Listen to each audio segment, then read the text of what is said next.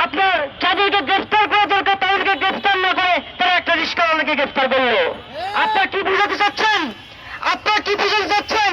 প্রশাসন থেকে বাংলাদেশের যুবকদের রক্তের বিনিময়ে যে স্বাধীনতা অর্জন হয়েছে সেই স্বাধীনতার বিরুদ্ধে অবস্থান নিতে চান। আজকে আমরা বলি হিজবুত তাহরীর নিষিদ্ধ জঙ্গি সংগঠন। হিজবুত তাহরীর অবস্থান বাংলাদেশে হবে না। আমি মুসলিম হিসেবে খেলাতে বিশ্বাসী, তবে হিজবুত তাহরীরের খেলাতে বিশ্বাসী নয়। আমরা বলবো বাংলাদেশে কোনোভাবে জঙ্গিবাদের স্থান হবে না। আমরা স্কুল, কলেজ, ইউনিভার্সিটি, মাদ্রাসা সহ সকল ঐক্যবদ্ধ হয়েছি।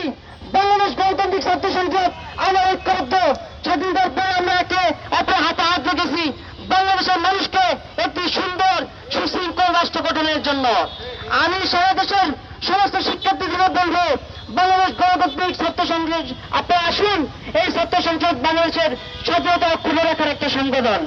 আমরা একে অপরের হাতে হাত রেখে আমরা ঐক্যবদ্ধ হয়েছি আগামীতে বাংলাদেশের মানুষকে একটি সুন্দর রাষ্ট্র উপহার দেওয়ার জন্য। সকলকে ধন্যবাদ। আসসালামু আলাইকুম।